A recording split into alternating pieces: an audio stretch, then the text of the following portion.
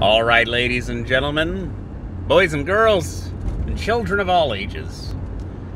This is Seattle Pandemonium Shutdown, day 410 by my count.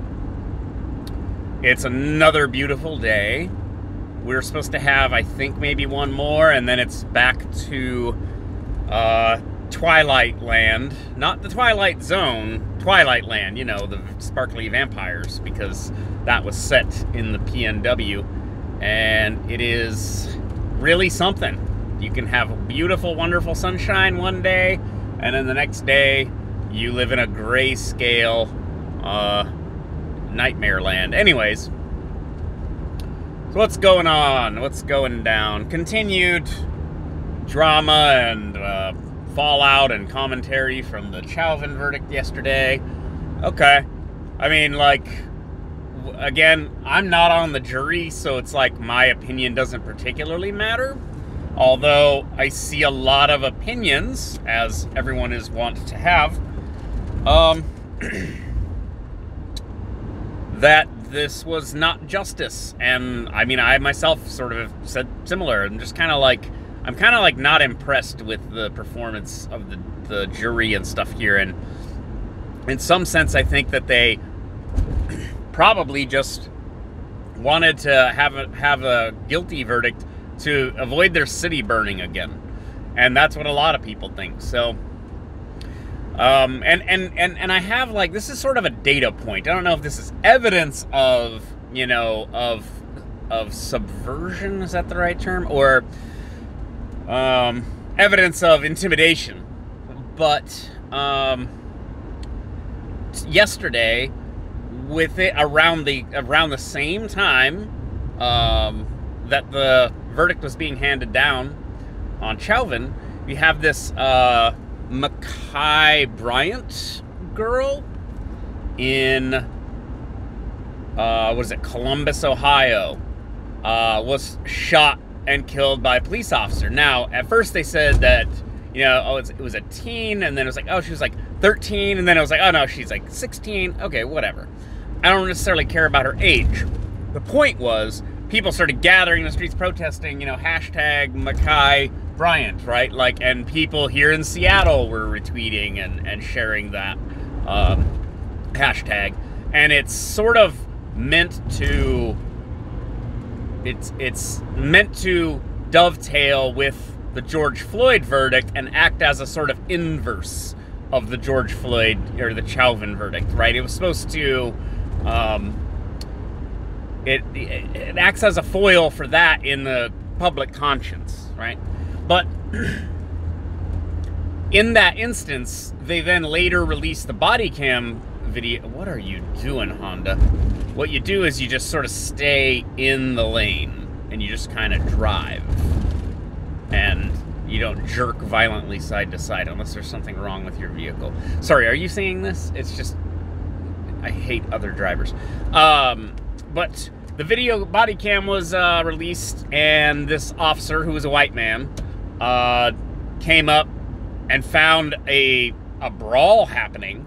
He sees this girl with a knife, it looks like a kitchen knife, trying to stab another girl. So he fires his side, he draws and fires his sidearm, and 16-year-old girl was killed.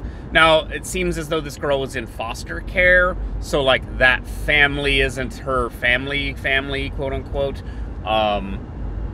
So, yeah, I mean, that's a factor, I guess. I mean, it doesn't excuse behavior, but it does sort of explain behavior. When you have, if you have an institutionalized, you know, foster child, then you can end up with these, you know, violent outcomes. Now, people are saying, no, she called the police because she was being attacked. That was reported by, I think, NPR, but then they kind of, like, half retracted it because we don't know that. And again, this is one of those, like, at least 24-hour rules, if not 48-hour rules. Just wait a minute, guys. Just wait a minute. People were like, it's not a coincidence that this happened right after the Chauvin verdict. And it's like, yeah, actually, it literally is. There's like hundreds of millions of other people running around the country doing whatever the hell they're doing, and a lot of them are making bad decisions, including, let's get in a fight, and I'm going to try to stab someone with a knife.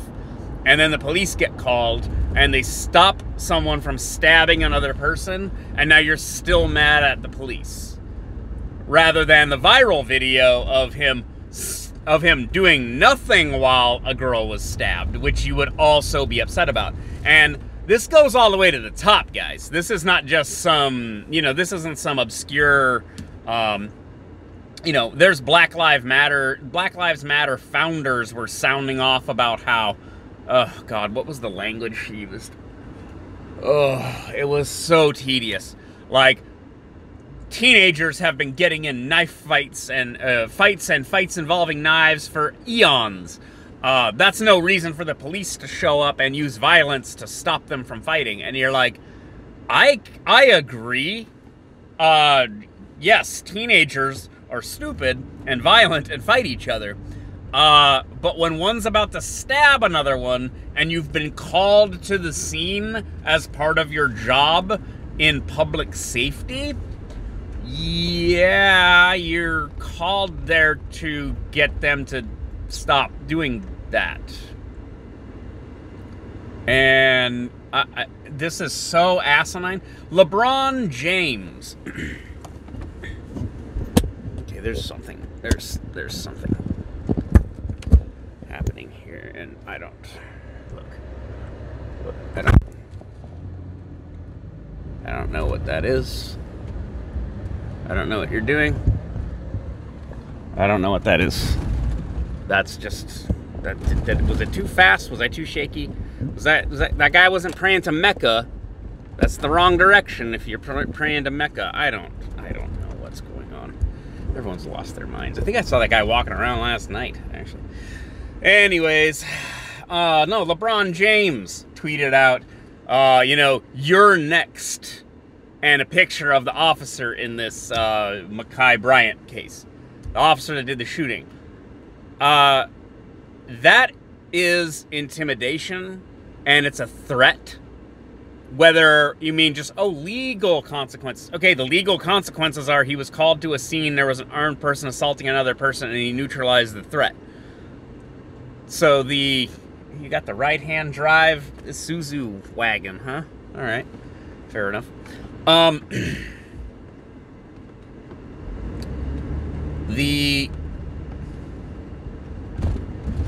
he deleted his tweet. I retweeted him and I said, yeah, you probably shouldn't have tweeted this. He was starting to get ratioed.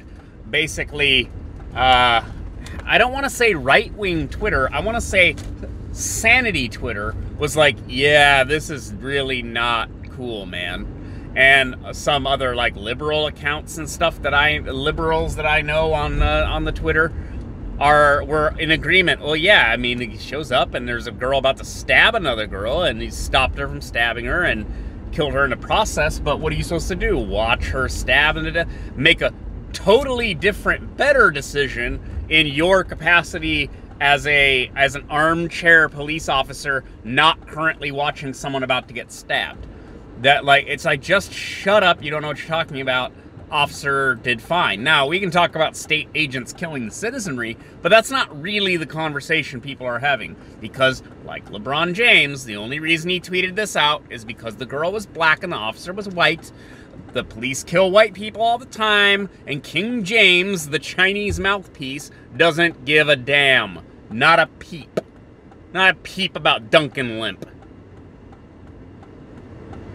It's just so asinine, you guys. This is the pushback.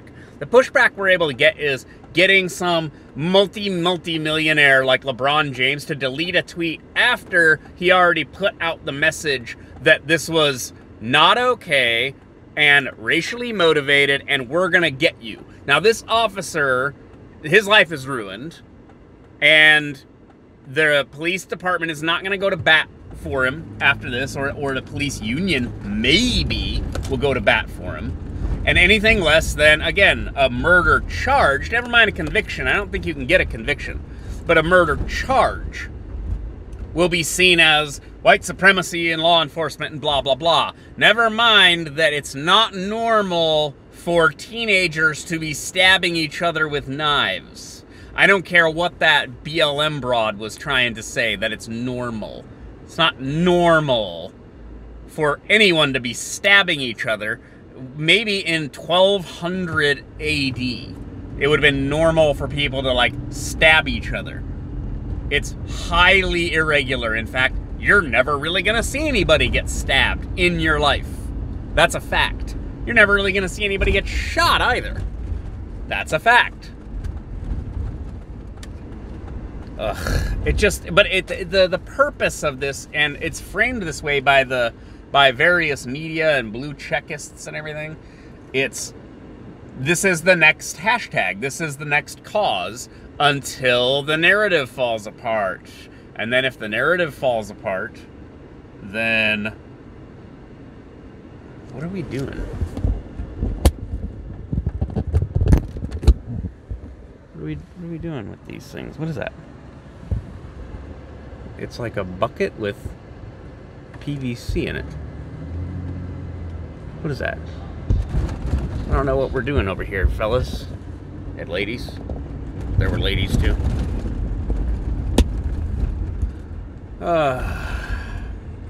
It's tiresome, guys. Tiresome. But yeah, I mean, look, this is one of these things. People are so, they're divided about it. That's fine, but just being like, well, the police clearly showed up and just shot a black girl. Well, the black girl was attacking another black girl. So the officer saved a black girl from getting stabbed from another black girl, but killed one black girl. But so what was he supposed to do? Watch the other girl stab the other girl and then intervene? Like, how would that video have played out for you, LeBron? You know? Look, I understand people have been fed a narrative about the racial hatred and division in this country, and people can be more or less self-righteous about it and more or less have legitimate complaints. I mean, it's like it's okay to be like, yeah, this hasn't been okay this whole time. Like, there decades and decades, intergenerational poverty, oppression, etc. I get it. But you can't just take every situation and be like, oh, this is just because of race. Well, let me be clear. Oh, you can do that. You can. And then people like me will call you an effing idiot. Because people have agency. My problems are largely due to my own decisions. Even the good ones and the bad ones. You know, like, I quit smoking. Now, I don't spend money on cigarettes. And then I've quit vaping, so I don't spend money on vape stuff. Those were good decisions. I'm not going to go into all my bad decisions, but, because I don't have the time on this video. But I am responsible for my decisions. If I drew a knife on someone and was trying to stab them, and then someone else, police or not, shot me, I would not cry victim or cry foul. I would be like, yeah, well, you know, caught me slipping. Because that's the nature of reality. If you want to try to stab someone, guess what? They will stab you, shoot you, fight you off, or the police will arrive and be like, well, I must stop this person from shooting this other person. Which is exactly what they're supposed to be doing, is trying to enforce the law and stopping people from hurting each other. Is maybe that is a good question. The preventative aspect of policing in America, the prevention of personal harm by the enforcement of the law. Let's find the correlation between the two and see if that's actually the purview of law enforcement, because they aren't. There's a Supreme Court ruling, right? Was that they aren't required to put themselves in danger in order to protect you. So then that means their mission isn't really public safety. Their mission is simply cleaning up afterwards. I don't know. Did I just undermine everything I just said? I don't know. Let's find out. What is this, Wednesday? Wednesday's a perfectly good day to go full circle and turn yourself into a horseshoe. All right, I'll talk to you guys later. Bye.